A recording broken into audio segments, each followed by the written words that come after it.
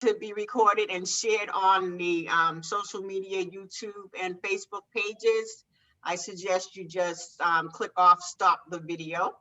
If you want to remain on the video, then you have no action to take. Housekeeping rules, pretty much everybody's on mute so that we can get through and have the conversations with the authors. And I'll be calling them alphabetically just to have some consistency. And then you'll get an opportunity. I'll peek at the chat when I see that we're doing really well. And we'll look at questions. So if you have any questions, you can type them in the chat and I'll try to bring them up as well. I do have some questions that I'll ask that I received beforehand, and I'll ask those as well. So does that sound like a plan, everybody? Yes. Yeah. Very good. So I see. Valerie, a quick question. So where do I see the chat? So it is on the bottom of your Facebook screen. Yeah. On your page, it should say chat. I just opened it up a little bit. Do you see it now? Oh, okay. Yes, I do. Okay, Okay. wonderful. So Thank you can type it in. You can type it in. You can choose to send it to everyone in the meeting or specifically to anyone who's attending. Okay. But so I'll take a look at it and see where we are. So I'm really super excited. People are starting to log in. So I've done the opening, the welcome address. Welcome everybody. If you're just signing on, I'm super excited to have you be a part of the Author Spotlight series. I hope you enjoy the conversation and the discussions of the books that we have readily available with the authors tonight. Again, I just wanted to remind you that this is being recorded. So if you choose not to be recorded, then you want to stop your video. But other than that, we're going to move forward so that we can stay on time. So the first thing that I'd like to do is I'm going to introduce our authors. And so I'm going to start with Miss Ashley Bennett. I'd like to tell you a little bit about her first, and then she can come on and say a few words, okay?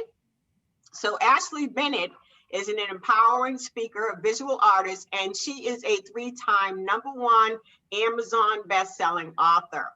Her publications include Not Easily Broken, Turning Hidden Shame into Distant Memories, 6 Years and Counting, which is a journey of celibacy while waiting for marriage, and her most recent book, Layers and Levels, The Freedom of Forgiveness. Now, these books focus on the effects of sexual abuse, the importance of seeking professional help, discovery of self-love, and forgiving while healing. So, Miss Ashley, would you like to come on and just tell us a little bit about yourself and a little bit about your book? You have 5 minutes. Yes, ma'am. So thank you so much, first and foremost, for having me. Thank you. We worked with the same marketing company, Kid Marketing. So again, thank you for having me. She basically said anything that's on my resume, so I don't have to toot any more horns. I'm just a woman from Cleveland, Ohio. That's where I'm based out of. And God has blessed me to be able to share my story. All of them are about my life. They're all memoirs. I'm 31 years old, and I just have a passion for helping people. So to get into the reading so that I'm respectful of the time, this is my first book, Not Easily Broken, Turning Hidden Shame into Distant Memories. This was published in 2018 after I had a lot of therapy and I was finally ready to openly share my story with the world. So I'm going to read an excerpt from this book, and then I am just going to read the intro to my latest book, which is Layers and Levels, The Freedom of Forgiveness, which was a struggle and a journey for me to get to the point where I could finally feel free after everything transpired. So I'm reading, every book is a short read. Every book is 100 pages or less. So hold on a second. So our first 5 minutes is going to be just the introduction, name, title of your book. And then after all the authors introduce themselves, I'm going back around for live readings. Oh, okay. I thought I had to cram everything. Yeah, I would put you on the spot like that. Okay, well, all right. So I guess I can elaborate on my journey.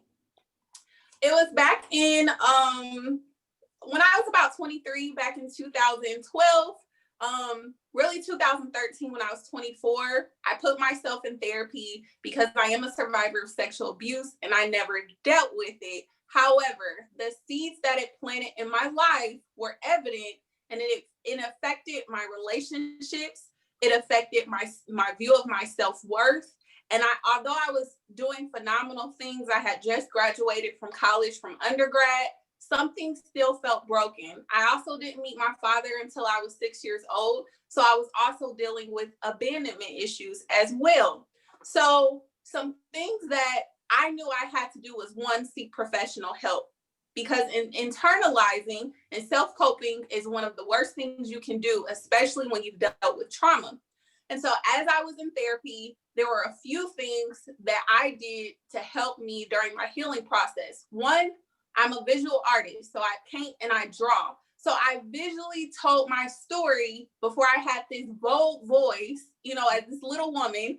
I told my story through pictures without saying directly what it was about, but I start connecting with so many broken people, and I started directing them on their healing journey. So it wasn't until about 5 years later when I got up the courage to say, you know what, I'm finally going to speak.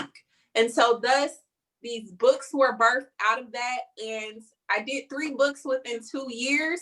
I still have more books I want to publish, but I really like empowering not just women, anyone, who has struggled and need to feel like they have a purpose. A lot of people have given me feedback that they feel like my books empowered them. They could relate and they couldn't believe the stuff I went through. But a lot of people have gone through these things and never speak out. So essentially, I want to be a voice for the voiceless. I want that to be my legacy, to help as many people as I can by using any gift that I have.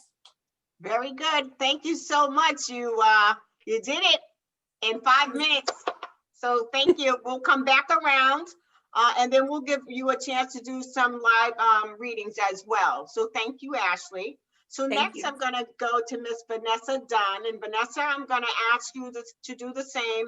Just I'm going to do a brief introduction on you, and then you can tell us a little bit more about yourself and also what your book is about. And you'll have 5 minutes as well, and then we'll come back around and do live readings. Okay, so let me start with the introduction that I have for you. So Vanessa Dunn has a true love for creating and reading stories. She's the author of Sebastian, the In-Between.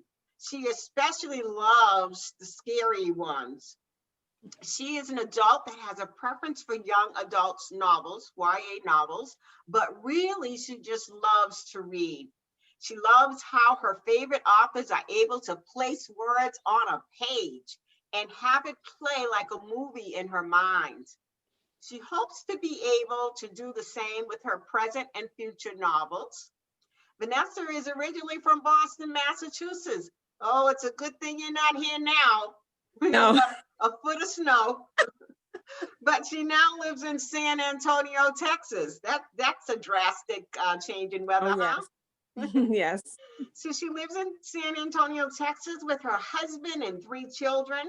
She prays that you all will love this story, Sebastian, the In-Between, more than she does. All right, Miss Vanessa, your 5 minutes starts now. Okay. Well, my book, Sebastian, the In-Between, is about a young boy who is very awkward. He's bullied a lot. He's very different from other kids because of the fact that he's from a supernatural family that he doesn't know about. And when he turns 13, he finds out he's from this cursed supernatural family, that he has powers, and it is up to him to basically save them from being killed from an evil entity that's been after his people for centuries. So he's getting all this information, and not only that, finding out that his only best friend, which is his mother, has been keeping secrets from him. So you have him going through this up and down journey of not having friends, being bullied, finding out he's this special kid, and then learning that his mother's lied to him his whole life. So it's definitely an interesting story. I started in my MFA program as my thesis, And I just fell in love with it, and it became this novel. And it's actually book one. My plan is to do 3 of them. I'm working on book 2 right now. And as Valerie mentioned, I'm from Boston. I live in San Antonio. I have my 3 babies. I actually have one on the way also. So I've taken a little break from writing book 2, but I'm just trying to take the time to kind of take in this book. And, you know, as a writer, it's kind of how I want to read other books, but I'm afraid to do that in my genre because I don't want it to influence what I'm writing. My characters are, I have biracial, the kid is biracial like I am. So I kind of wanted to have Black people, Hispanic in the book because I was so tired of reading books that just had main characters that were Caucasian. I never saw really me in them.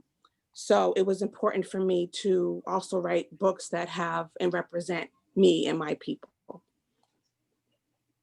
Oh, thank you very much for that, Vanessa. Everybody's doing well on time. My next guest that I'm going to introduce is going to be Haywood. Now, Haywood, I was going to try to bring up your picture here, so you all bear with me. I hope that I can access his picture without cutting you guys off. Does everyone know who Haywood Fennell is? That's on the group. Okay, have you all seen him? Have you all seen the flyers that I put out and the tickets that were generated? You have, very good. All right, so Haywood, at the risk of losing everyone on this call, because my mind is telling me, don't you click off of there. I'm just gonna say that you all refer back to the flyer that we created and connect with Haywood, and or when you watch the video back, we'll just won't have the visual, Haywood. Is that okay? All right. Okay, great. So let me tell them a little bit about yourself, and then you can add to that. So Haywood Fennell Sr. says that after almost 25 years of clean living and not using anything, including smoking cigarettes, that his life now revolves around using his God-loaned talents, which is writing, plays, children's books, alternative education programs for youth, and most recently, he's proud to tell us about this book called This Man, Thoughts About Our Times, a book of poetry and prose that reflect 8 years of late night and early morning writing of thoughts. So Haywood, can you tell us a little bit more about yourself? I read the title of your book, and you can expand on what your book is about, and your 5 minutes starts now. Hello, everybody, and thank you so very much, Valerie, for having me on your program. It's really a first-time experience for me to be on social media, speaking, and I'm a writer. I like to write. I've been writing now for the last about 25 years as a writer, earning a living somewhat as a writer for the last 25 years. And I put these poems together with late night reflections, and I wrote This Man, Thoughts About Our Times in a poetry format with some prose in it, talking about the situations in our lives and as our people struggle, the things that we did to overcome. I'm excited about the book. Those people that have purchased the book and read it like it. And I'm just humbled by the whole writing experience because it's definitely placed me on another level. And I can only encourage people, especially this group of writers, to continue to write, you know, because we need to hear from our own writers to tell our own stories about who we are and not who others perceive us to be.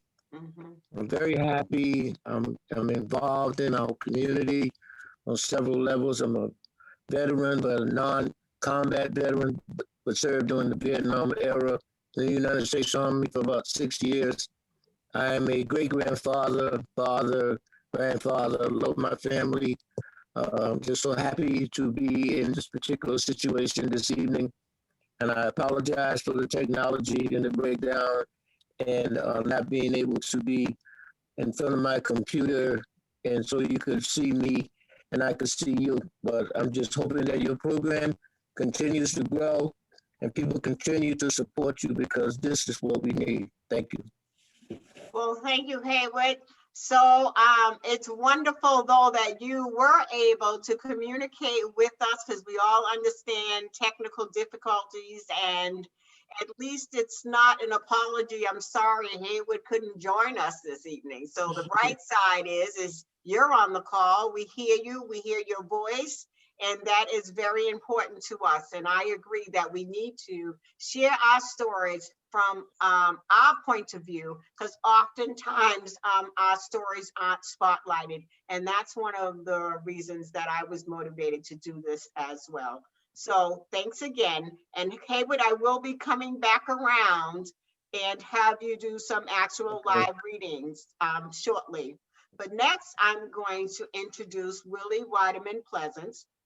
And I'm going to tell you a little bit about her, and then she's going to come on and she's going to tell you about herself and anything else she'd like us to know. So Willie, she's an author, poet, producer, director, speaker, and cable show host. She is an author of 3 books, Ain't That the Truth, Make Truth a Habit, and Stretching the Truth. These books are comprised of inspiring and thought-provoking short stories and poems, which she uses to bring awareness to the importance of literacy. Willie and her sister facilitated a 5-week writers program to help 25 authors tell their stories in an anthology called Write On, Write On. She's also one of the co-founders of an author support group called Authors Without Borders. All right, Miss Willie, you want to tell us a little bit more information, and you have 5 minutes starting now.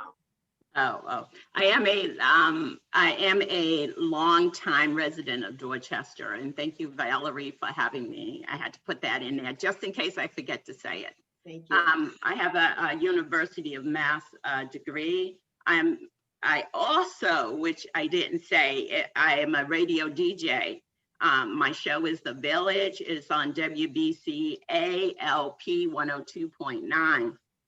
I started writing because I was so dissatisfied with my job.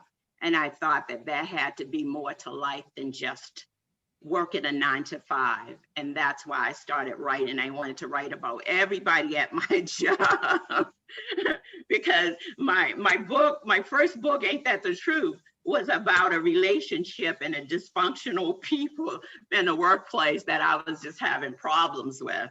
The second book, which I'm going to talk about today, is Make Truth a Habit.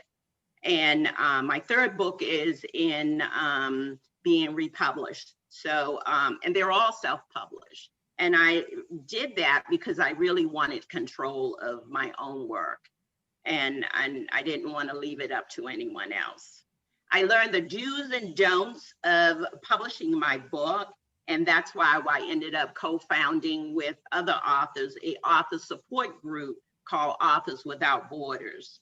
I want to talk about this book today because it's this book right here, Make Truth a Habit. It's an assortment of easy read. I did that purposely because I want to encourage readers. A lot of people say I don't like to read. So I wanted to have a book that was entertaining, enjoyment for people who just didn't like to read novels or long stories. And these are true to life experience. And I changed the name to Protect the Guilty. There's everyday events, truth. It's a hard thing. People hate hearing the truth. When they experience the school of hard knocks, you learn a valuable lesson. So my nephew designed the cover. He's a graphic artist. And I did this book for my father. I dedicated it to my father because he was a storyteller and he had all this wisdom knowledge that he wanted to share. So there are stories in there like what goes around comes around. It's about a coworker who she confides in another coworker about her relationship with a married man, only to be surprised. There's a story in there called First Day Jitters. It's a woman who's starting her career at the age of 40. There's another story in there called Blind Side. It's Juan was hired and told to fire a few people. You know, they had a lot of seniority, but they needed budget cuts. But Juan found out later after he did it that he was succumbing to the same fate. Mood swing, hot flashes, what happens when you can't get that under control. That's a great story. Miracle. In this story, you learn to believe that children are miracles too. And the one I'm going to do tonight will be Marriage A to Z. It's an alphabet story with a little, it's an anecdote, and it only has 26 sentences. This book also includes poetry, so I'll do a poem tonight. And also, especially about this book, it includes some of my sister's writing. And I want to just say something about the other book on the other side of me is the one that we published. It's called Right On, Right On. This book, I'm hoping that you purchase a copy because it's a fundraiser for the Friends of the Uplands Corner Library, and all funds are donated to them for programs that we do. And we have been doing quite a few programs there. So I just wanted to add that. And people who have bought my book, buy it and give it to some friend of yours. It's very entertaining, very entertaining. You will enjoy it. And especially Christmas time, they make great Christmas gifts. So I think I used up all my, and also, and people didn't know this, that I also when I retired, I did some work in film and as an extra in Fever Pitch, Here Comes the Boom, and a couple of other ones. So I decided to do all those things after I retired, and I have enjoyed every moment of it. Very good. You did well on time. No problem with that. According to our agenda, our next thing is live reading. So I'm going back around again. And this time I'm going to call on Ashley Bennett, and then I'll call on Vanessa Dunn. So if you could get your books ready, ladies, and then you have 5 minutes to share some excerpts from your book with our listening audience. I'm proud to say we have 25 people on the call right now. So yay, thank you all. Those of you who, hold on one second, Ashley. Those of you who joined us late, I just wanted to introduce myself and let you know what's happening. My name's Valerie Foxx, so I'm the author Spotlight Series host, and I'm super excited to have you all on the call. We're doing an agenda right now. We just went around and people told us a little bit, the authors told us a little bit about their books. For the next 20 minutes, they're going to be doing live readings, followed by questions and answers. There's a chat. If you want to put some questions into the chat, we'll do our best to cover those. And then we're going to open it up for open discussion, time permitting, and then we'll have some closing remarks. So now I'm going to go back to Miss Ashley Bennett. And Miss Ashley, if you could tell us the title of your book that you're going to be reading from tonight, and share some of the information, that the contents that's in the book. Miss Ashley? Yes, both of these books that I'm reading from, all of them are on Amazon. All right. So this one is Not Easily Broken, Turning Hidden Shame into Distant Memories. And it is my first memoir. So I will start by reading the introduction to this book. It says, I always wonder how ordinary people became extraordinary. The ones that didn't come from a rich, picture-perfect family. As I grew older and wiser, I realized extraordinary isn't solely based on money and possessions or the Insta fame that helps feed our ego. The people I deem extraordinary are the brave, the storytellers, and the ones willing to flip the norm upside down until it is made right. They're the ones you can't keep quiet, and they push even when opposition keeps throwing them down. The single mothers who refuse to give up, and the fathers that stay around knowing their complete absence will cause grief. The children that survive the turbulence of issues that began far before they were born, and the survivors of sexual abuse that don't allow their experience to become their identity. To the world, it may not seem like much, but to me, it's heroism. And I can now openly admit that I am a product of all these things. I've met amazing people from various parts of the world. I've had the opportunity to live in 3 states, and I've shared stages with world-traveling poets and musicians, telling my story and sharing my artwork. I remember one day waking up, writing down all that I had accomplished. I became a peacemaker within my family, learned to forgive the unforgivable, and I found my own voice. At a fairly young age, many began to entrust me with their most vulnerable secrets and their hidden fears. I didn't understand why back then, but I understand it clear now. My life experiences weren't just for me to overcome, but it was for me to relate to people like me, people who needed to know that they could arrive to that place of freedom too. People want their past to become a distant memory that can be easily forgotten. But if it is buried without being acknowledged and dealt with, it will always fester. At the age of 23, I had enough pain, and I made a choice to live beyond my past and help others do the same. This is my story. So again, that was the introduction, and then the first chapter begins.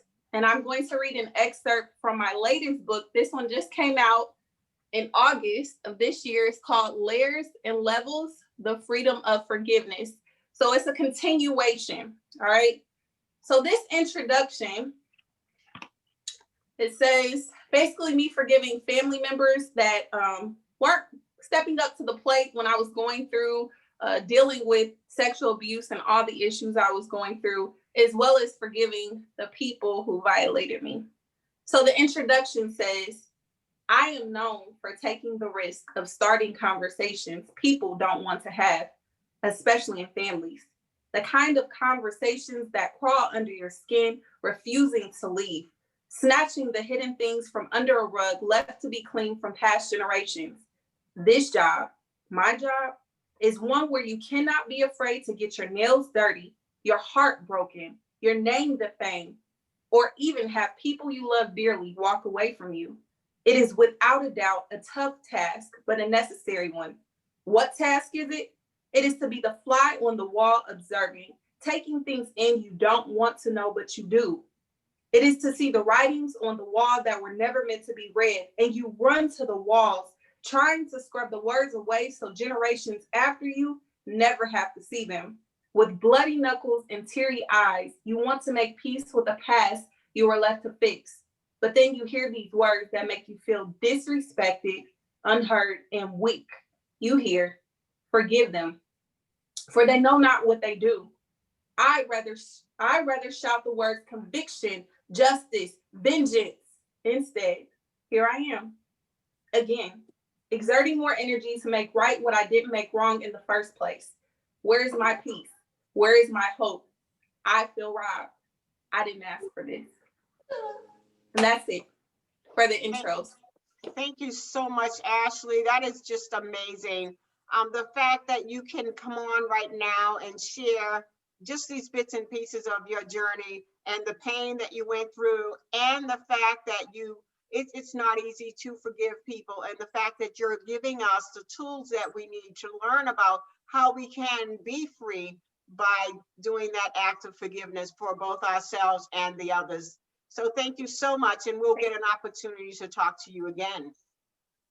So next, I'd like to ask Vanessa if she could come on and share a little bit about her book. And Vanessa? Yes. So I'm going to read the prologue from my book, Sebastian the In-Between, which is available on Amazon as well, as a paperback or even as an ebook. Sam starts shaking. Goosebumps form quickly from her arms up to her chest. Suddenly, the hairs on the back of her neck start to rise. She turns to see a person stuck on the window, like a suction cup, outside of the room staring at her body. Hello? Sam asks as her voice shakes with her body. She walks over to the window, and the closer she gets, the blurrier the person at the window becomes. The only thing that is clear are the whites of their eyes. Sam cries, "What's going on? Why am I out of my body?" Suddenly, the blurry person knocks on the window, and the glass breaks into tiny pieces on the floor. However, the person is still outside and starts to float into the room towards Sam. "What's going on?" Sam asks. "Am I dreaming? I have to be dreaming." The blur looks at Sam. "This isn't a dream, witch. You will die, and so will that wretched child of yours." In that moment, Sam realizes that she doesn't hear her child, or anyone for that matter. The concern for her child's life sends adrenaline through her frozen body, and she runs towards the blur screaming. But she runs right through it and hits the wall hard. The blur laughs, extends its hands out towards Sam, grabs her neck, and squeezes. A sound from the corner of the room gets the blur's attention. It looks, screams, and flies out of the window. As Sam is trying to catch her breath, she looks at the window and sees that it's back in place. All the tiny pieces of glass on the floor is gone. She also notices that she is able to hear again. The first thing she hears is the doctor's soothing voice. "Is the baby all right back there? I don't hear any crying." The doctor asks as she works to bring her patient back. As soon as the question is out, the baby lets out a wail of a cry. Sam forgets about her pain and runs over to her baby. He is in the process of being wrapped up like a burrito, turning red from the screaming. One of the nurses picks him up and tries to console him. Nothing is working. Sam touches her son and instantly he stops crying. But at the same time, someone whispers in her ear, "Get back in your body before he grows up without a mother." She turns around, but no one is behind her. From the corner of her right eye, she sees something black with yellow sharp teeth staring at her with red eyes. She can hear her heart beat in her ears. She runs back to her body, but something is not allowing her to move. She screams. No one can hear her but the monster in the corner of the room, whose attention is now on her son. She tries to run in her baby's direction again. "Stay away from my son," she yells. She still can't move. The monster from the corner walks towards her as the invisible thing that kept her from re-entering her body lets go, and Sam runs right into the monster and falls to the ground. Before she can react, it gently picks her up. Her body will not respond from the horror that is dancing in the pit of her stomach. "I would never hurt him. You will learn that soon enough." She can hear it saying in her head. His voice is male and vaguely familiar, but she can't put her finger on it. Then it smiles, bows, and says, "See you in your dreams, Samantha Lyons. We have a lot to discuss." His mouth never moves, but she knows the words are coming from him. He grabs her shoulders, and out of nowhere, those red wings come from behind the monster, and it swaddles her. She feels an electric current hitting her chest. She screams and wakes up back in her body. Everyone is staring at her. She looks around the room. There is no heart machine. The nurses are still cleaning the baby, and the doctor is washing her hands. What the hell was that? What happened? Thank you, Vanessa. I really enjoyed that. It wants to make me I have a thing about reading scary stories, but it sounds like I need to read your story. So I was encouraged to do that right now. I also heard a child in the background, and I was trying to mute everyone. So it looks like everybody's on mute. And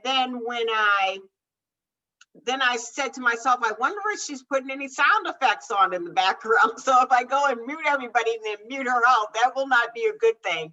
So if you didn't have the sound effects, I just like to ask people, which on my screen, I can see everybody is muted. So if we could just make sure we're muted if we're not speaking, then that way we can move forward and be able to hear all of our amazing authors. So thank you again, Miss Vanessa. That was actually my son crying for me. So my that was come get him. That's okay. So that was your sound effects. Yes. Very good, hon. Well, thank you so much. I'm glad I didn't put you on mute and lose everything, okay? So, all right, so we're moving right along. Time is good. And now I'm going to ask Haywood if he could share some information from his book, This Man, Thoughts About Our Times. Are you ready, Haywood? We're gonna unmute you.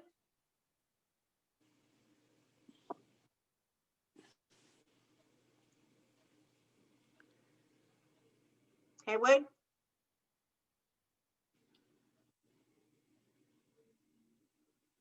Okay.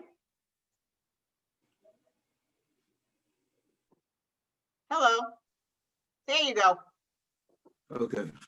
Thank you. Forward, these thoughts and reflections are about some of our times, highlights of things and events that have impacted our times and us as a people. We were in awe and extraordinary people of majesty long before the 600 years of capture, and must always remember our lineage and the struggles of our ancestors as we move forward as a people of dignity and purpose. Thanks to all the folks that prayed for me when I would not pray for myself. Prayers work.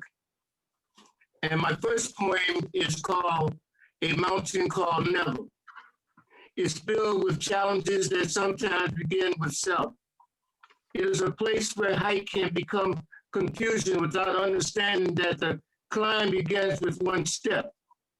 Fear sometimes surrounds the climber, and words of encouragement play a big part as discouragement lies in the slippery slopes on the mountain called Never is ever present. But climb you must. Step one has been taken, and you are surprised that you could make that step and shake the fear of the climb. Upward you climb, realizing that you cannot look back, and forward you go, taking a step here and a step there, but climbing just the same. There are points of loneliness, and prayers are said for you that become the wind at your back.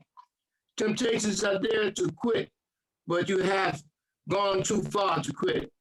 This will be your moment, for you have learned that pain can be overcome and courage replaces despair, and you are almost there. Your footing has gotten better as you are able to climb and feel your surge to the top. Climb on.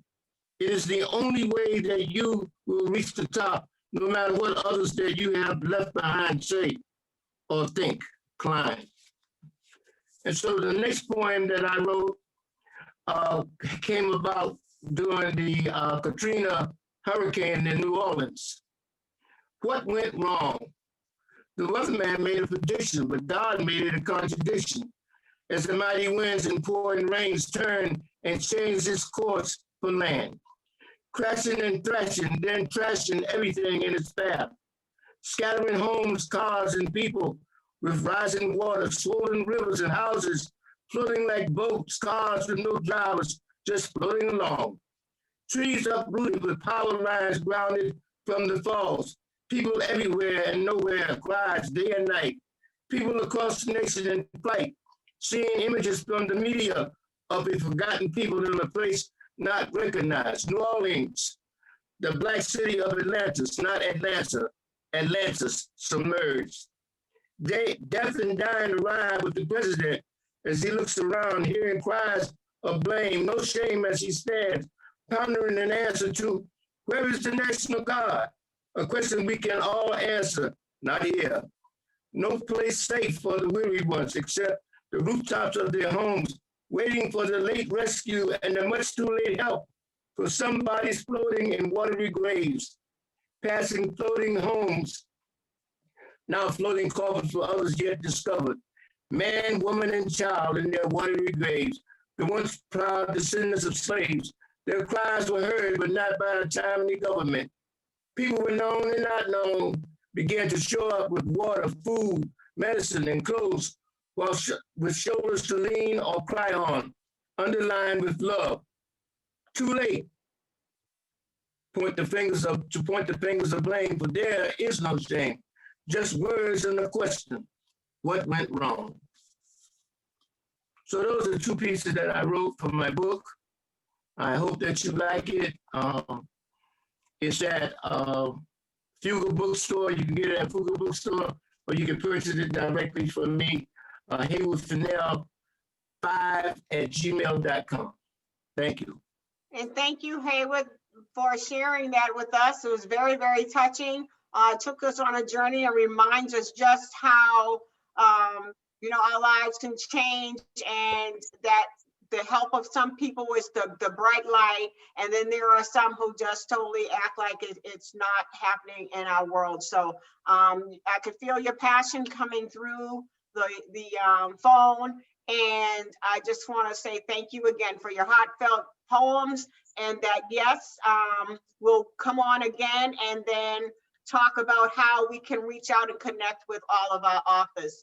So hang in here with us, Haywood, and we'll be coming back to you again shortly.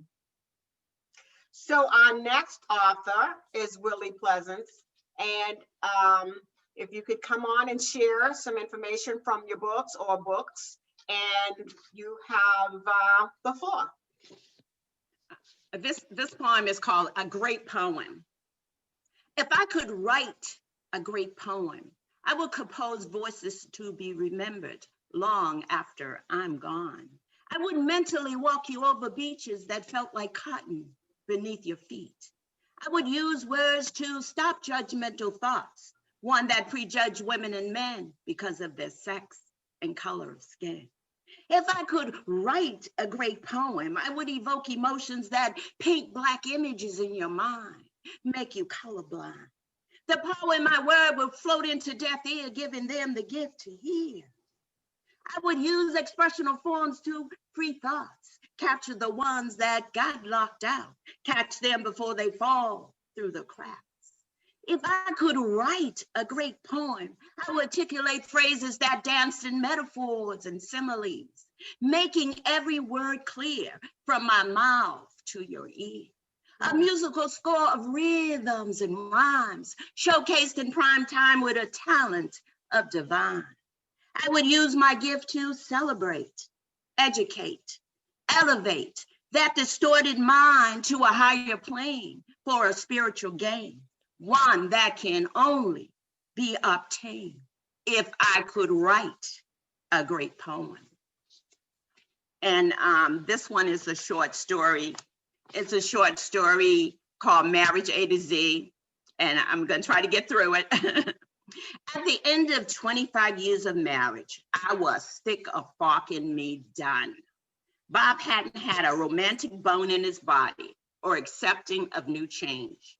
Control freak was what I called him, but a good father to his children couldn't be denied. Don't take that job. Your place is in this house, Bob persistently demanded.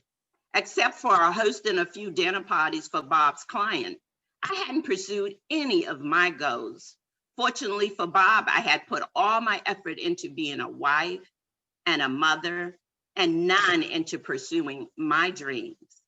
God bless Bob and I with 3 handsome boys and a beautiful girl, which consumed our lives. Having the kids in my 20s allowed me to keep up on all their activities. Invested years with Bob had left me disheartened, knowing that we might separate. Just imagine, last year I was still consumed with marital rituals, even after the kids had moved out. Keeping a roof over our head and food on the table is my job, Bob would say. Lovemaking was a scheduled chore that had now been deleted. Mislaid are my feelings for Bob now that it's just us. No, I really didn't expect him to suddenly change, but just admit that change was needed. Outdated are the times that women are housewives and men only bring home the bacon. Putting his need before my own, that doesn't work for me anymore. Quietness and serenity is where I need to be, and someone to pick up after me. Respect is what I need from him for encouraging me to put my career on hold all those years. Somehow during my marriage, I was trapped in a bubble. The glass had burst and he sees me as the one changing and not himself as the one who needs to change. Unfortunately, we might end up in a divorce court if we can't compromise. Veil arguments are wearing thin with what remains of our relationship. When did we stop loving each other and how can we fix it? Yanni, we need to talk Bob yelled to me one day after one of our unnecessary arguments about why I wouldn't pass him the nearby glass of water. Yes, we do need to talk, and I'll be walking right out of that door, I yelled back. Zip it up, listen, you should be glad, was the last words I heard Bob say as the front door slammed behind me. Love it, love it, love it. Thank you so much. The melodic rhythm of your poetry, the subject about marriage and the journey of dreams and the power of love and how you embraced the change and found yourself as part of that. Oh, it was just amazing. So thank you so much. All right, so now I am going to welcome. I'm going to tell you that now. I'm going to call out the names of maybe I'm going to change my view to the gallery view so you can see all the people on the call. Then I'm going to go back and take a peek at the chat because it is now time for questions and answers. So let's look at who's on our call. So if you need to get ready, you'll be on the spotlight in just about a minute. So let's take a look at the gallery view and see who's on our call. Hi, everybody. Thank you, thank you, thank you for coming out today. You're not exhausted from shoveling. So we appreciate you for spending your time with us. There's another group of people on the call. So let's take a look at, let's see, let me personally welcome you as if you were in the audience. We have Alberta Sequeira. Hi, Alberta. Hi, how are you? I'm great, and my authors and I appreciate you for signing on today as well.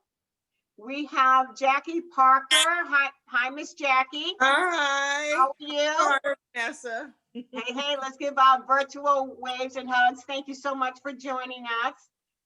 We also have someone on an iPhone, so if there's a couple of people, just we want to acknowledge that we see you and we appreciate you for being with us today.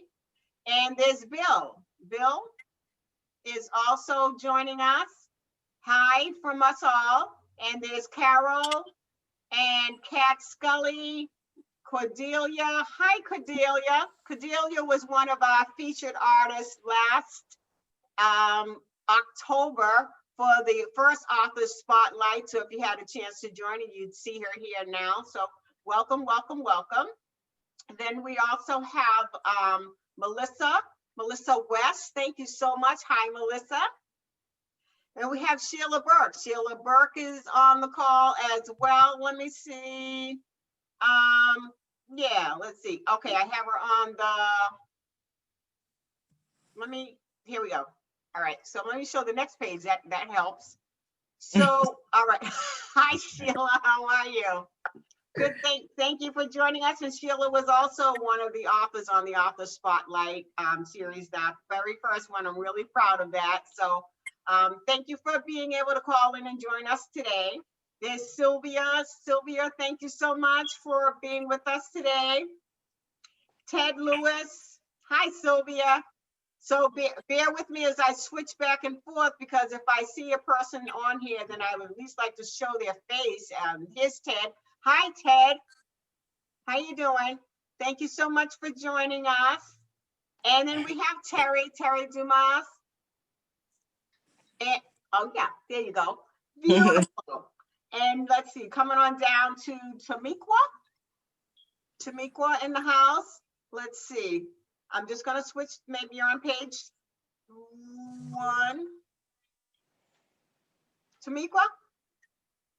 All right, well, I see you're on mute, but thanks for joining us, okay? And then there's Vanessa. Oh, Vanessa. Hi, Vanessa. Hey, Vanessa. Okay, and then there's Vicky. Hi, Vicky. From Vicky to Everyone. Great stories by all the authors. Hi, Vicky. Then we have Miss Wilma Brown in the house today. So let's see, Wilma. How you doing? Okay. Now I see, let's see, these names are changing really quick as people love. Okay, how you doing there? Let's see, Zena Worley. Hi, Zena. Zena. Hello, everyone. Hello. Hey, Jackie. Hi, Yay! Willie. Thank you for Can I share joining us. something? Yes. Jackie and I went to after school program in Bridge. And then as time went on, Jackie, playwright, she did her, I don't know if it was her first play, but Coming to America, right? No. What was it? Back to America? Well, I made her costumes for her. She for her play. did. Yes, Ah. I just remembered It that. was called Shades. Shades, okay. It was But beautiful. everybody sounds great. Glad to be here. And I'm glad you're here as well. So we're Yeah, gonna me too. we're gonna go down this list and we're gonna go background. I'm gonna look at the questions and answers. So if you have any questions you want to throw in the chat, we're gonna open that chat line up very shortly. Let me just continue with thanking, let's see, Debbie Smith, Josie, and hi, Debbie. As well as, okay, so I see her name here, but there we go. And Nokia C5, all right, wherever you are, we're sending you some love. And then there's also Sheila Burke. So Sheila, we saying hi to you again, Yahoo. And again, everybody, this is being, oh, there's my iPhone person. Malika. Malika, how are you? Okay, how are you? Good, thank Peace you and so much. blessings to everyone. Thank you for joining us and blessings to you as well. Okay, so I know we're I done. got cut off and then I had to come back in. Well, see, persistence is the key. I'm glad that you joined back in to be with us on this special evening of poetry and book reading and conversations with 4 amazing authors. Okay, so if I didn't call your name, I totally apologize, but I'm super excited to have you here with us. Now I'm going to go back to our speaker view because I want to take a look at the chat for a moment and see what kind of questions you guys put in here. So, or your feedback. So if it isn't questions, we'll do some feedback. So first of all, I see from Vicky to everyone, great stories by all the authors. Then Ms. Worley says she love you, girl, Jackie. Great to be spreading the love. Also, let's see. Good job, Haywood. Love the passion you delivered with your poetry. And Cordelia's loving the poetry. See, this is great. Melissa West says she loves the poems. Sheila says hello to everyone. iPhone to everyone. Hello, Jackie. Hi. Hi, Jackie. Hi. And Alberta says, did everyone self-publish their books? And if not, how? Okay, so let's make that one of the questions that I'm going to ask our authors. So the next is, what inspired your story? And did you have some sort of supernatural? So I'm guessing that one is for Vanessa? Yes. Okay, so Vanessa, do you want to, we'll go into answering some of these. Vanessa, what inspired your story? And did you have some sort of supernatural gifts? Actually, I was in the MFA program and I was writing a story and I had a dream, and this story actually came from that. And I have some supernatural experiences before. So, and plus I love horror movies. I've loved them since I was a kid. So all of that was into this book. I didn't see any of the monsters I wrote about in this book, but I've had some supernatural experiences. Well, thank you so much. See, and you look normal, so at least we won't be afraid if we have some kind of experience with the supernatural forces. So why don't you answer the next question for us as well, and then I'll go on to the other authors. Did you self-publish your book? I did self-publish. My goal was to do traditional, but it was a hard process of trying to get an agent, and all the querying kind of takes a lot out of you. And my husband was like, this book is really good. You know, this is like 4 years in the making. You should just self-publish and get it out there and let people see it. So I kind of was like, all right, and went ahead and did it. And I'm actually glad that I did, because it was my little baby and I kind of wanted to get it out there and see what people thought. And so far, everyone who's read it, they love it. Very good. Thank you so much, Vanessa. So now I'm going to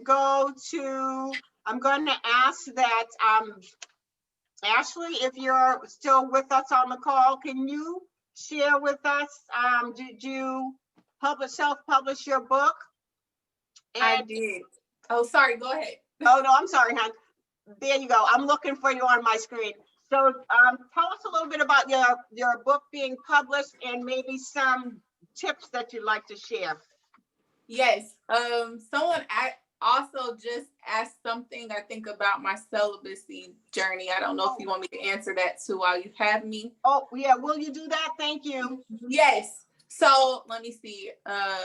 How has your journey of celibacy been, and how do people respond to your peace and forgiveness? Okay, so to answer the question, all my books are self-published, and I have ebook as well as paperback book. They're all on Amazon. And then as far as the journey of celibacy, it has been interesting. It's been very empowering. I felt like I needed to detox in a sense. So to abstain from sex and to up my self-value and worth, and to discover who I was, what I had to offer to the world, and my purpose before I gave myself over to someone. And ultimately my goal is to be married, and I did not want to go back to my old habits, specifically engaging in physical activity. And then as far as peace and forgiveness, it's a layered process. That's why I named the book Layers and Levels, The Freedom of Forgiveness, because oftentimes, and I'm also a minister, so I will speak from a Christian perspective. In church, I feel like some people don't always teach, especially people who have gone through trauma. They should tell people to go to a licensed therapist for some things. And so they sometimes can cause damage in some ways by some of the advice that they give. And so people were hammering into me, you need to let this go, you need to forgive. And so it's not to necessarily forget, because you can't forget something like that. But at the same time, I had to let go for my own peace. But it, like I said, was a layered process, and it did not entail hearing an apology. It did not entail the person necessarily changing. And I think that's the hard part, because they're telling you to forgive, but they're not always telling the other person, you need to go to jail, you need to confess what you did. And so I had to also remove some people from my life that I felt were toxic. And I did that. And so it doesn't mean I hate them, but I had to do that because I love myself more. And so it's been an interesting, necessary journey. I hope I answered the question. Thank you so much, Ashley. I'm going to ask, can I ask you for your help, because it's hard for me to kind of manage the chat room as well as speak to you all. So I did see, if you could just scroll down to the chat for me and see if there's a question there that I have not addressed, that would be great. In the meantime, I'm going to go on to Willie and ask you about the books that you have written. Was there any particular book that transformed your life? My first one, because I learned so much about myself and the journey of publishing and writing, and the things you should do and the things you should not do, and really putting myself out there. Because when you write, and just like she said, it was her baby. And when you write a story that's personal to you, it's hard to put it out there and feel comfortable. So it took me a while to do that. And it really took me on this journey of doing poetry, getting really out there, meeting people. I'm not afraid to meet people, talk to people. I really was a shy person. People say, no, you couldn't have been, but I was. But it really put me on a journey of really doing something positive, enjoying life. I mean, I really enjoyed life and doing what I wanted to do. And now I'm giving back. I really want to help others in their journey. Anything that we can do, highlight, spotlight. I think, Valerie, this is great. And I did self-publish, and I'm glad I did it. I would not done it any other way. Publishers don't want short stories and poetry, and that's what I write. And and you really need to hold on to your own work. You need to have control of your own work. Because when you have general publishing or people that buy your books and they sell it for you, you lose control. You really do lose control of that. And I like self-publishing. I really do. Thank you so much. Next, Haywood, would you let us, oh, shoot. I'm sorry, I'm having a moment. What was your question? My question was, oh, here, I'm back. I lost it for a second. I'm sorry. Did you self-publish your book? And if not, all of my books are self-published. I have written, I think I got about 5, maybe 6 books that I've written. They all have been self-published by me. You know, I like the sister said before, Willie, you know, it's nothing like being able to control that which you write.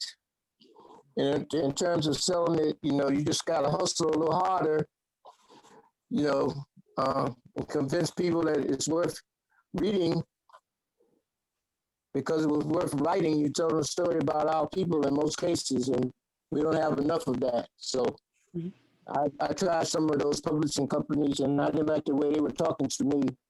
And I just went on and I started doing what I love to do, which is to write. very good. stories. Well, Haywood, I have one more question for you. If someone is thinking about writing a book, would you like to share something else, a suggestion or a tip with them? Well, I mean, you're telling a story, you know, you're writing for the reader, you're not writing for yourself. You know, you have to learn how to do that, and you have to learn how to use your imagination. You know, you got to learn how to connect the plots and the characters and all of that. I mean, it's like an adventure for me. You know, it's an adventure. I love writing. I love telling stories. And more importantly, I love people when they say, you know, did you finish that book that you said you was going to write? And I said, yep. I said, I got it right here in my car. I'll sign it if you buy it right now. Just like that. I love that. Melissa says, is it hard to self-publish? For me, it was just the only part for me that is hard about for self-publishing is the hustle of trying to sell it, not having that big publisher behind you to advertise and all of that, especially on limited funds, of trying to get people to buy your book and get the word out there. And all you can do is you know, tell the people you know, and hopefully they'll tell someone else, and kind of use social media. And that's what I've been doing so far. Well, thank you so much. I see a question from Cordelia. Cordelia, would you repeat your question for us? No, my question was for Willie. I just wanted to know what inspired you to be a poet, and what advice would you give to other young people who want to get their first book published? What inspired me to be, I think I always was a poet, and I hear rhymes in my head when I do them. I'm like an old school rhymer. Everything comes out in a rhyme. I tried to change that, but I couldn't. But I would tell the that's what inspired me. Langston Hughes, when I was in high school, his way that he did his poems, and other people inspire me when kids come up to me and I do a little poem and they really love it. So that inspires me. And one person told me a long time ago, she said, you ever think about reading your poems out loud? I'm like, oh, no. But I encourage a poet, if you write, read them. people, that's what they want to hear. They want to hear. Poems are better heard, listened to. They're better than just writing them and letting them go. People get to know you. They get to know your emotions through your poem. It's gratifying. And I would tell authors to do it. I would just say, do it. The advice would just do it. Don't hold back. Cordelia, you're great. You did it. And I admire people who just do it. If I had to go back and I had money wasn't an odd issue, I would have been a dancer and a poet. And that's all I would do. Write and read poems all day. Yeah. Very good. Thank you, Willie. I asked Vanessa, I'm sorry, I asked Ashley to look in the chat for me because I'm having some issue here with seeing the chat without losing everybody. So if you had something, Ashley, can you see anything in the chat that was not addressed? Yes, let me see. Let me see what wasn't answered. So Melissa said, I want to write a book, anything that would make it easier for me to get words together to write it. I could answer that question. I would say for me, the writing process was understand what you want to write about. For me, I knew it was about my life, so it wasn't hard for me to put it in sequential order, timeline. I just had to be specific, as Mr. Haywood said, about knowing my audience and what was the objective, because I understood I was dealing with trauma. So I had to be aware of how I conveyed my story because it could trigger people. But I also didn't want to leave so much out that I didn't get to the point across to people who are very insensitive, to people who have been victimized. So I would say, understand what kind of genre you want. Some people like Vanessa, you might do a novel, you might do nonfiction. You just have to understand that first. And then once you have that together, what kind of story you want to write. Like Valerie, she does books about legacy, like about her family and her mom. And so she does a wonderful job of painting a picture about her life story and inviting you in. So I would say definitely descriptive writing helps intrigue people, bring them in. And then you don't want to lose your audience. So make it conversational. It doesn't have to be like a textbook. You can break some rules. When it comes to writing, it should just flow. And I don't know, I would say just start writing. Even if you have a journal or a piece of paper or your computer or audio, because you could do a book by audio, say it, and then it types it out for you in the computer. So just get started writing down your ideas, and then you can piece it together. I hope that helps. That was very good. And you touched on a lot of things. The key thing is I agree with knowing your audience and know what you want to write about, and just start writing, because you go through this journey and several times you'll write content, and that content is going to change over the period of time. But at least if you have an idea of what you're going to write for, you can get started. And I did see another question was, yes, do you have a favorite place where you go to write? So I'm going to ask all of my authors to let us know. Is there, and I'll start with Willie, only because I'm looking at you right now. Willie, can you tell us, do you have a favorite place where you go to write? Not really. No, I just, wherever the mood hit me, I usually do it in my room at my desk. That's where I usually write. Occasionally, I may be in the park and I'm writing notes, but usually I'm inspired, usually in my house. There's no particular place. There's no particular time that I write. Very good. Thank you. Vanessa, would you care to answer that question? Is there a favorite place where you go to write? I would say in my office, because I kind of have music there and I can just lock the door and my husband will take the kids and I can just focus on what I'm trying to do. And I only do it when it hits me. I don't force myself, because I feel like it's not honest if I do that. So I would say the office. Well, thank you so much. And how about you, Haywood? Where do you go? I like think out what I'm doing in my car, riding, getting ideas, or if I'm in the house, if I get a thought, I'll write it down, and then I'll connect it later on.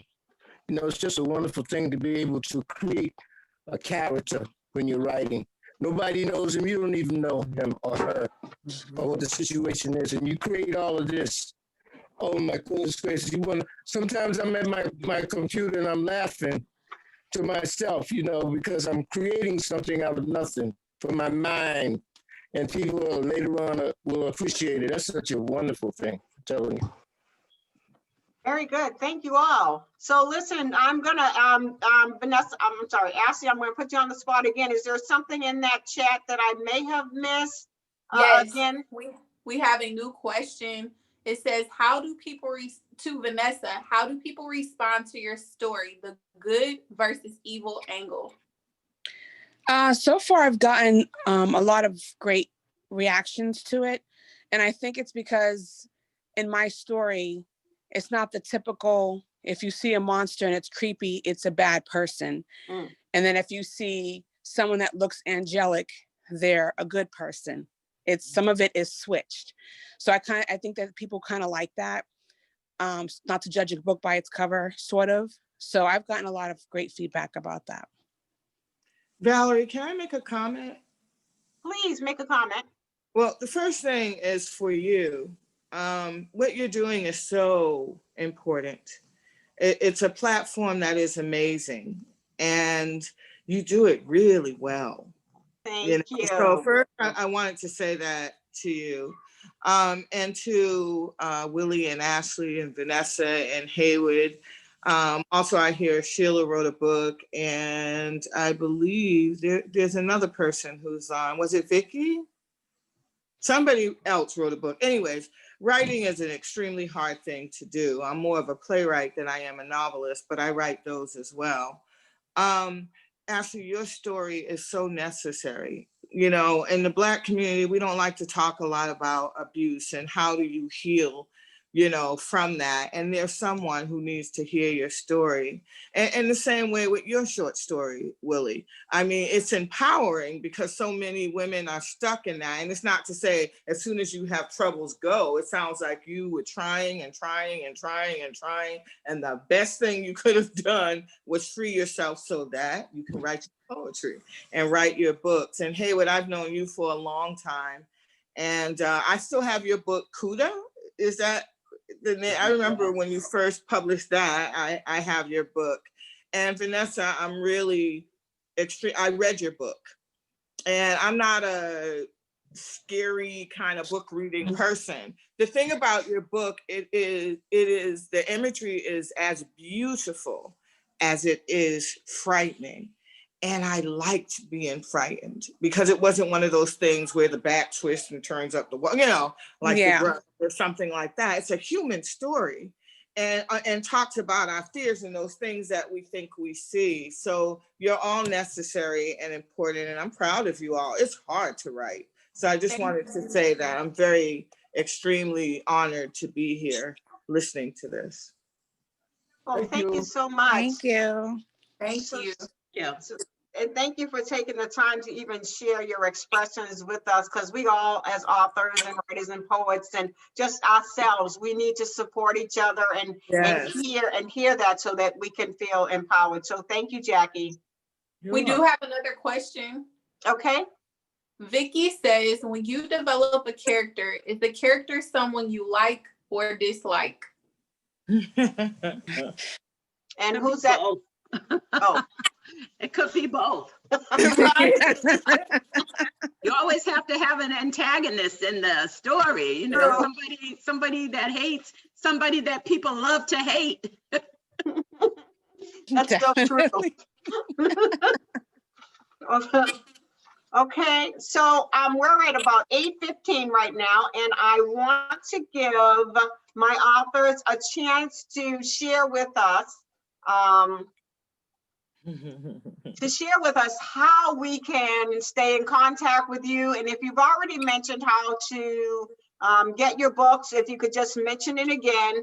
if you say your email address, if you can just spell it out for us or throw it in that chat, and then I will come back on and wrap it up. And I'm gonna start with Ashley. Ashley, how do we contact you? Yes. First, again, my books are on Amazon, and my name is spelled Ashley and Bennett. I think my name is listed that way in the description. So it's the same way on my books. And you can contact me through Facebook, through Instagram. It's Ashley M. Bennett on both. But I have a period after the M on Instagram, but I'm much more active on Facebook. But that is it. And then I can put my email address also in the chat if you want to connect with me. That would be great. Thank you so much. So if you could put your email in the chat for me, that would be great. And I'm going to ask that if you could put it in for Haywood as well. When we bring him up, he's going to tell you what it is. And if you could type it in for him, that would be great. Next, I'm going to go to Vanessa. Vanessa, how do we connect with you? My book is on Amazon as well, ebook form or paperback. And you can reach out to me on Twitter. I'm very active on Twitter.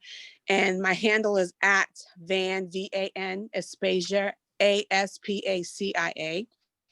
Or on Instagram, which is at Vanessa Dunn 1315. And I'll put my email in the chat. And that'll be great. Thank you so much, because that was a lot to take in. Yeah. I love it though. So now we'll, on Haywood would just come on and ask you if, when Haywood announces his email address, if you can add it, that would be great.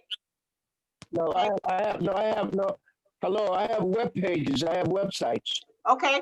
I have websites. The first one is the CUDA Project. CUDA spelled C-O-O-T-A, the CUDA Project, thecudaproject.com.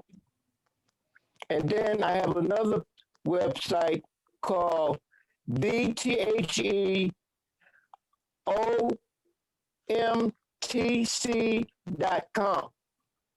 Could you And repeat they that? have my books, and they also have our information about our theater program. Okay, can you repeat that, Haywood? The last one is theomtc, Oscar Michelle Theater Company.com. All right, thank you. Thank you. Ashley, you get that okay? Okay, perfect.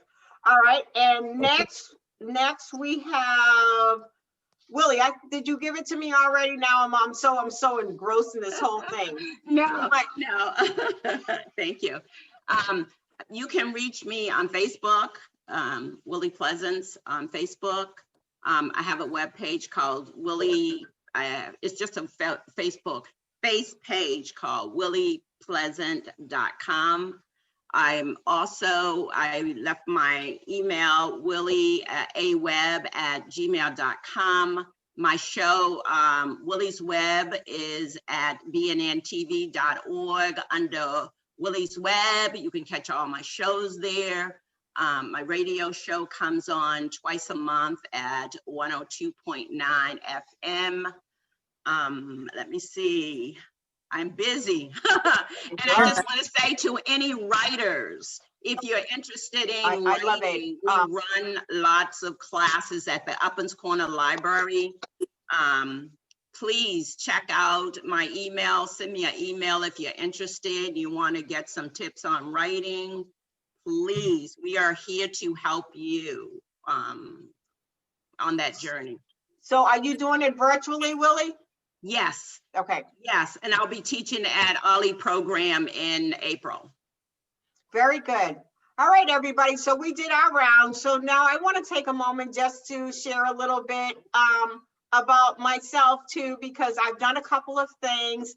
Yesterday, I had the privilege of doing a podcast, and I portray this character, Phyllis Wheatley, and I tell her story. And I do it with the Boston Public Schools. So anyways, long story short, 250th anniversary. So if you check out my Facebook page, I actually posted the live video, and it's only because I don't know how to at this moment. I don't know how to share it other than on my page. Also, I have a YouTube page, Valerie Foxx, and I have 7 subscribers because I just created it. So I'm at home with this COVID stuff, and I'm trying to teach myself how to put myself out there on the social media, as well as, yes, I have written, I wrote my 3rd book this year. As Ashley mentioned, they're all memoirs, but I'm super proud because it was the last one that I wrote is our love story, and I celebrating 45 years of marriage this year, and I talk about my journey. So it's a book about my husband and I. And my 2nd book that I wrote, it's about my mother's life. So all of the authors talked about how important it is that we share our stories. And so I thought it was great for me to share with you about my mother's journey. And she was born in the South, migrated to the North, had 8 children, and stuff happens. And so you can check that out as well. Anyways, I think that's my other book was Love Lives On, and that's life before and after death came a knocking. And I chose that book to talk about, I lost like 5 family members and my father in my lifetime, along with other people. But the thing that I found very challenging, it's a sensitive subject, like Ashley's subject about abuse and stuff. Is the kind of thing that nobody really wanted to talk about. So I wanted to talk about life and death and how life goes on and how love and faith, we can get empowered by all of that. So enough about me, but I will continue these. I'm so grateful and so thankful to everyone and all your comments for coming out this evening. The next one will be January. My mind went blank. The 3rd January, 2021. I have 2. I'm waiting for 2 more authors to confirm, but I'll be posting more information. I will use your names and everything from the email list to keep you posted on upcoming events and other authors. Anybody on the call, if you're an author or you know someone you think that may be interested in being a guest, my email address is Valerie.r.foxx, and I'm going to spell that for you. It's VALERIE.R.foxx, FOXX, @gmail.com. I'd love to share our stories and spread the word. So before I close, anybody want to add anything final? We have about 5 minutes. I just want to thank you for allowing me to be on your show tonight and to meet these other descendants of the Harlem Renaissance, these writers. I am a Harlem Renaissance fan. I am a Harlem Renaissance expert. And I was so proud to be with you, Valerie. I'm looking forward to working with you. I also have a BNN television show and a radio show. And when they decide to open up, we're going to have all the ladies come on and promote their books and promote our culture. Thank you so much, everybody. Thank you. Thank you. Thank you. I do have a picture of Haywood without going off this screen. Here he is. Thank you. Love you, Jackie. Love you, Jackie. Love you, Haywood. Okay.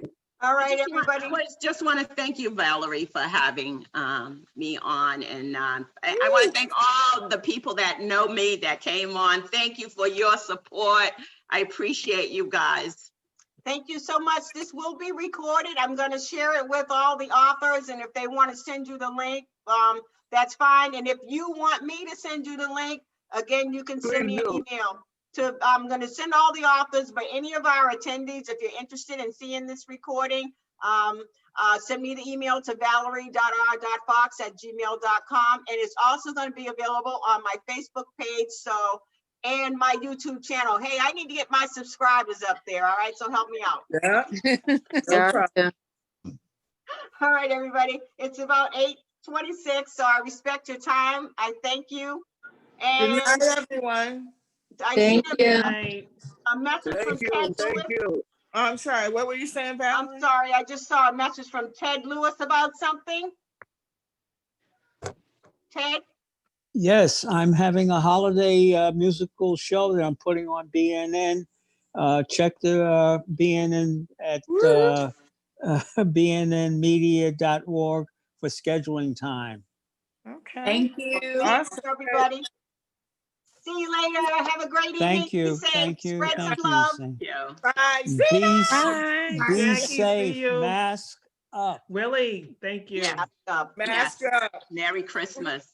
Thank Bye. you, Terry. Happy holidays. Happy holidays. Happy holidays. Love you. Bye. Thank you.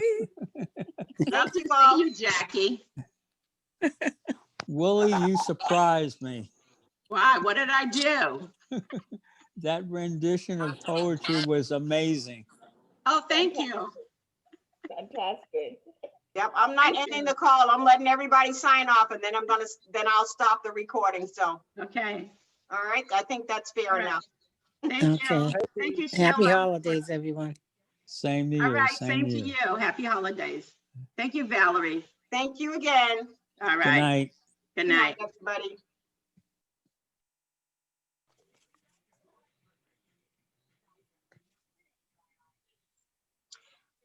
If you know of any family in need of toys this year, please have them contact me at 617-669-9826.